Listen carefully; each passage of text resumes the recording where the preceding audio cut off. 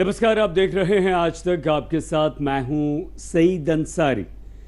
महाराष्ट्र के पालघर की दिल दहला देने वाली घटना राजनीतिक रूप लेती जा रही है। ऐसी स्थिति में आज शरद पवार ने उद्धव ठाकरे के लिए राजनीतिक पिच तैयार की, लेकिन बीजेपी लगातार अपने बयानों से दोनों को घेर रही है और खासतौर से उद्धव ठाकरे को। उमा भारती ने महाराष्ट्र सरकार और उद्धव ठाकरे पर सवाल उठाते हुए उद्धव ठाकरे को पत्र लिख दिया, तो संघ भी इस साजिश से पर्दा उठाने की मांग कर रहा है।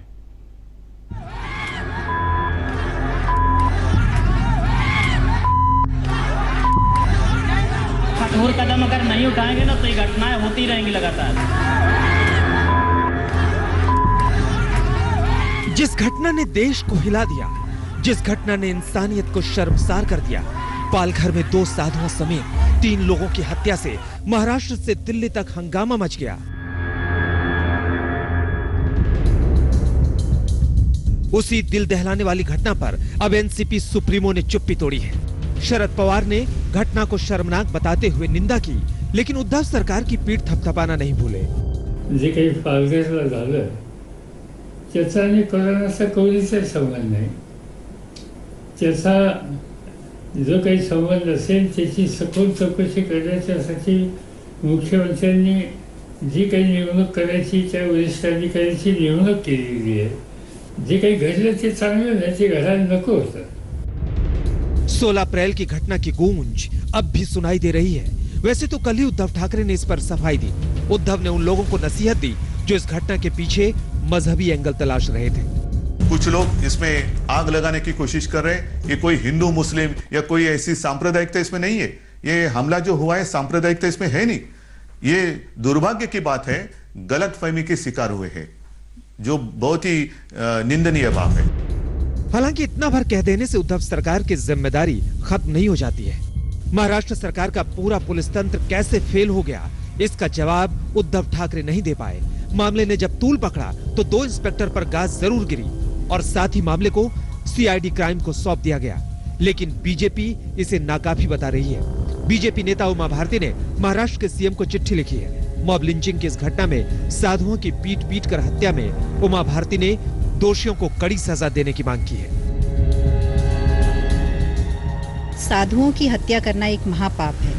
आपके राज्य में ये जघन्य कृत्य हुआ है, इसलिए आपको इन्हें सजा देनी ही होगी। जिन पुलिसकर्मियों से साधु मदद की गुहार लगा रहे थे, उन्होंने ही उन्हें भीड़ के हवाले कर दिया। वो किसी का जात बीजेपी नहीं, संघ ने भी पालघर में साधुओं की हत्या मामले में इंसाफ की मांग की है। आरएसएस को इसमें साजिश की बू आ रही है। महाराष्ट्र के पालघर में जूना अखाड़े के कल्पवृक्ष गिरिजी महाराज और सुशील गिरिजी की निर्मम हत्या की राष्ट्रीय स्वयंसेवक संघ कठोर निंदा करता है। राष्ट्रीय स्वयंसेवक संघ महाराष्ट्र सरकार से अपेक्षा करता है कि इस पूरी साजिश को उजागर करते हुए वास्तविक दोषियों को गिरफ्तार करके दंड दिया जाए।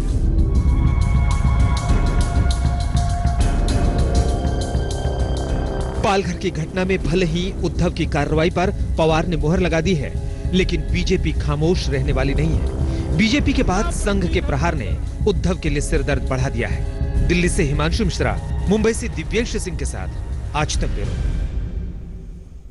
बीजेपी को संघ का साथ मिला, उद्धव ठाकरे को दोनों मिलकर घेर रहे हैं। वहीं पालघर में 2 साधुओं के साथ एक ड्राइवर की भी हत्या कर दी गई। ड्राइवर के परिवार पर मानो गमों का पहाड़ टूट गया। ड्राइवर के घर मातम पसरा पड़ा है।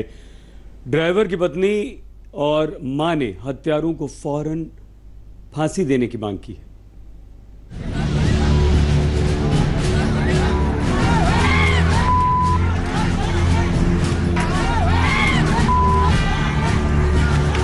सिर्फ रेक इसी सनक ने 2 साधुओं के साथ एक ड्राइवर की भी जान ले ली। पीट कर मौत के घाट उतार दिया। ड्राइवर नीलेश टलघाड़े की पत्नी 16 अप्रैल की रात की उस घटना को याद कर सिहर उठती है। आज तक से बातचीत में नीलेश की पत्नी पूजा आरोपियों की फांसी की मांग कर रही है।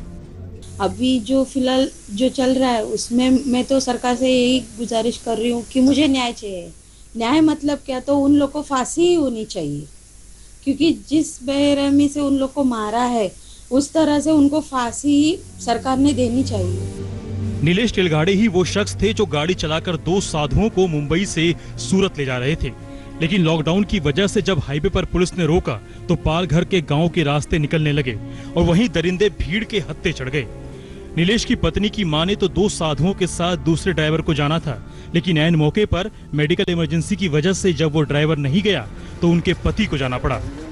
नहीं थे, पर एक महाराज हमारे उनके मतलब एरिया के थे और दूसरा नीलेश जी के बचपन से बड़े होने तक वो महाराज यहाँ पे थे, तो उनके अंतिम संस्कार में जाना उनको ऐसा अच्छा लगा। इस परिवार के लिए नीलेश एक लौता कमाने वाला शख्स था। उनके जाने के बाद पूरी जिम्मेदारी पत्नी पूजा पर आ गई है। नीलेश का 5 साल और 7 साल के 2 बच्चे हैं, साथ में मां। अब घर कैसे चलेगा, यही सोचकर पूरा परिवार परेशान है। अरे छोटे छोटे बच्चे है, 2 बहू है, बेटा है एक मेरा, ये बड़ा बेटा था मेरा। हाँ, वो मेरा मेन हिम्मत वाला था, मतलब उससे हमारा घर चलता था। वो भी हो ही नहीं रहा तो हम आगे क्या करेंगे। आंखों में दर्द का सैलाब, जिंदगी भर की यादें और परिवार का बोझ रह गया है। यही सोच सोच कर नीलेश की पत्नी गमजदा है। अब तो बस तस्वीरें हैं जिसके सहारे पूरी जिंदगी काटनी है। इस परिवार को सिर्फ इंसाफ का इंतजार है। सौरभ वक्तानिया के साथ दिव्येश सिंह, मुंबई, आज तक। 16 अप्रैल की रात थी। रात के सन्नाटे में पालघर में 2 साधुओं और ड्राइवर की सन की भीड़ ने पीट पीट कर हत्या कर डाली। घटना के बाद साधु समाज में आक्रोश है, गुस्सा है। साधु संतों ने महाराष्ट्र के मुख्यमंत्री उद्धव ठाकरे को सख्त चेतावनी देते हुए महाराष्ट्र कूच की अब धमकी दी है।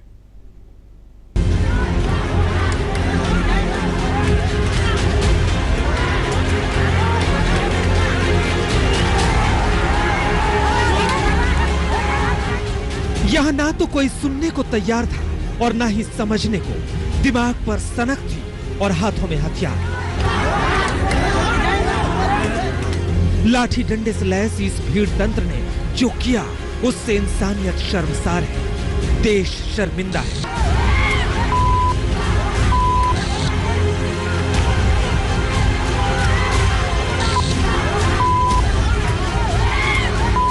आखिर ये कौन सी सनक थी कि महाराष्ट्र के पालघर में सैकड़ों की तादाद में भीड़ 3 लोगों पर टूट पड़ा। गेरुआ कपड़े में 2 बुजुर्ग साधु बेचार की भरी निगाहों से देखते रहे, अपनी जान की गुहार लगाते रहे, लेकिन भीड़ के शोर में आवाज गुम हो गई, हमेशा हमेशा के लिए खामोश हो गई। सिर्फ मारो मारो की आवाजें सुनाई देती रही।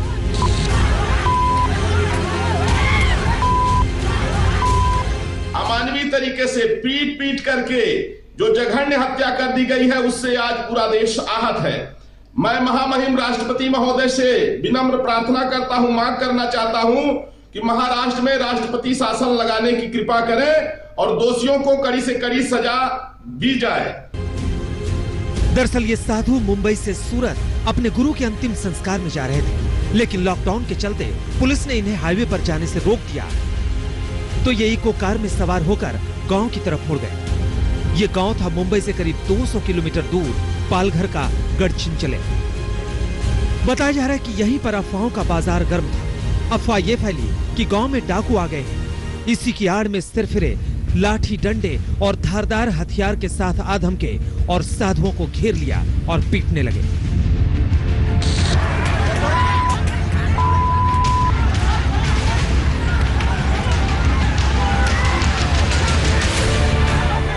ड्राइवर ने किसी तरह पुलिस को इत्तला की तो पुलिस भी दौड़ी दौड़ी आई, लेकिन भीड़ के सामने बेबस दिखी।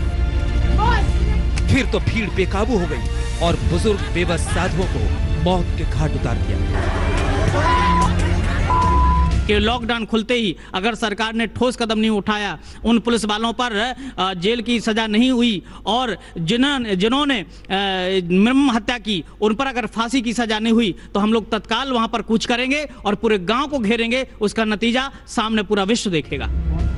महाराष्ट्र में साधुओं की हत्या पर अखिल भारतीय अखाड़ा परिषद ने महाराष्ट्र कूच का ऐलान कर दिया है। महंत नरेंद्र गिरी ने कहा है कि महाराष्ट्र में रावण राज चल रहा है। हम 3 तारीख के बाद अधिक से अधिक संख्या में, लगभग लाखों संख्या होगी नागाओं की, लेकर के महाराष्ट्र कूच करेंगे और एक जबरदस्त आंदोलन चलाएंगे। महाराष्ट्र में रहने वाले संत महात्माओं से आपके माध्यम से मेरा निवेदन है, इसका जोरदार विरोध करें। और महाराष्ट्र में यदि आप सुरक्षित नहीं हैं तो उत्तर प्रदेश आ जाइए। लेकिन अब लगता है कि संतों की भूमि जो कही गई थी महाराष्ट्र, और संतों की भूमि नहीं, वहाँ रावण राज आ गया है। यह कार्य तो केवल रावण राज्य में हो सकता है। वहीं हिंदू महासभा ने इस मामले में फांसी की मांग की है। सरकार से मांग करते हैं, वहाँ प्रदेश सरकार से भी और केंद्र सरकार से भी, कि दोनों मिल करके एक फास्ट ट्रैक कोर्ट की स्थापना करें और जल्द से जल्द 1 महीने के अंदर उनको सबको फांसी की सजा, चाहे पुलिस वाले हों चाहे लाठी डंडे मारने वाले हों, सब लोग इसमें दोषी थे, सबको कड़ी से कड़ी सजा दी जाए। पालघर का कलंक मिटाना उद्धव ठाकरे के लिए आसान नहीं। अगर इस मामले को साफगोई और ईमानदारी से महाराष्ट्र सरकार ने अंजाम तक नहीं पहुंचाया तो उद्धव ठाकरे की हिंदू हृदय सम्राट की छवि को गहरा धक्का लग सकता है। लखनऊ से कुमार अभिषेक और दिल्ली से अशोक सिंघल के साथ साहिल जोशी, मुंबई आज तक।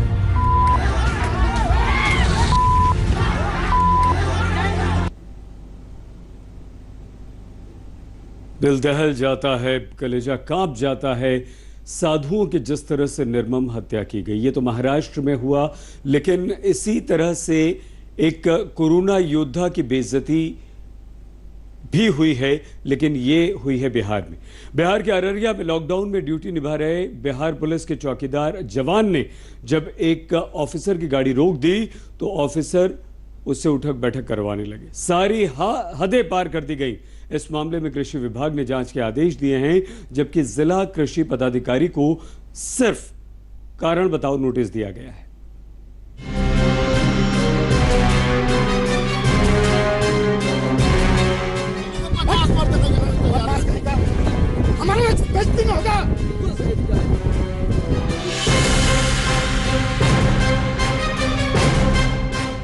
लॉकडाउन में यह है रुतबे की सनक, यह है नीतीश के सरकारी बाबुओं की हनक। कोई रोक कर सिर्फ पूछ ले ये मंजूर नहीं, चाहे सामने वाला सरकारी मुलाजिम ही क्यों ना हो। पदाधिकारी, सीनियर पदाधिकारी, एग्रीकल्चर पदाधिकारी, हम पदाधिकारी यहाँ कहीं इंचार्ज हो।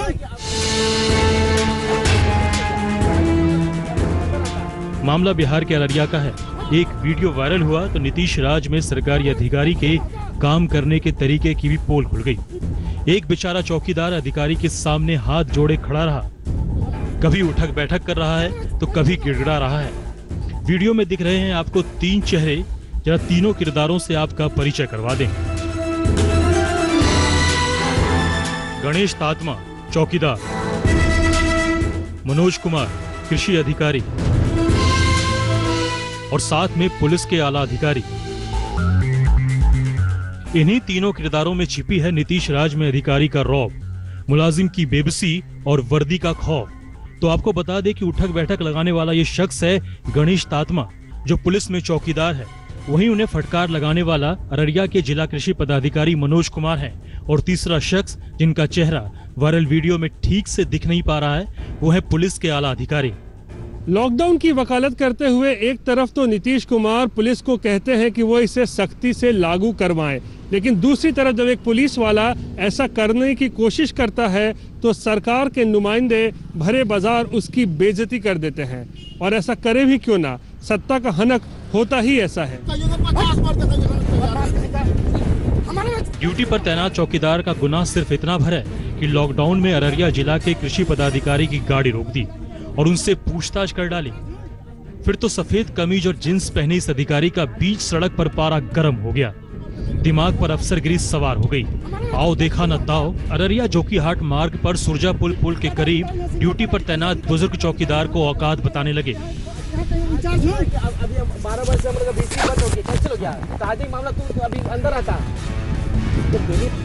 जरा एक बार फिर से देखिए, इस कृषि अधिकारी ने हड़काते हुए ये भी एहसान जता दिया कि वीडियो कॉन्फ्रेंसिंग की जल्दी है वरना जेल भिजवा देते।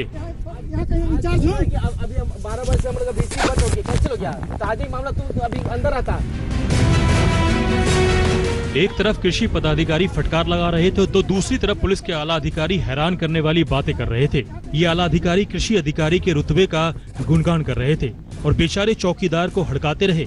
जब मामला गरमाया तो बिहार के डीजीपी ने पूरी घटना को शर्मनाक बताया और सख्त कार्रवाई का भरोसा दिया। मुझे बहुत ही कहते हुए खराब लग रहा है कि human dignity is human dignity. ये हमारा चौकीदार भी उतना इम्पोर्टेंट है, सिपाही भी उतना इम्पोर्टेंट है, उसकी भी उतनी ही इज्जत है जितने किसी बड़े आईएएस और आईपीएस अधिकारी की है। तो आदमी के सम्मान के साथ समझौता नहीं करना चाहिए। तो जो मैंने मीडिया में पढ़ा है उससे लगता है कि ये बहुत ही शर्मनाक घटना हुई है, सरकार के संज्ञान में है, सरकार इस पर कार्रवाई करेगी। हालांकि पूरे मामले के एसपी ने जांच के आदेश दे दिए हैं, लेकिन ऐसे अफसरों का इलाज कैसे हो जो अपनी पावर को पॉकेट में लेकर चलते हैं और जब दिल चाहता है कानून को ठेंगा दिखा देते हैं। हमारा बेइज्जती ना होगा। पदाधिकारी हैं, सीनियर पदाधिकारी, एग्रीकल्चर पदाधिकारी, हम पदाधिकारी यहाँ कहीं इंचार्ज हो। अभी 12 वर्ष से हमारा बीसी बंद हो गई, कैंसिल हो गया। ताज़ा मामला तुम अभी अंदर आता।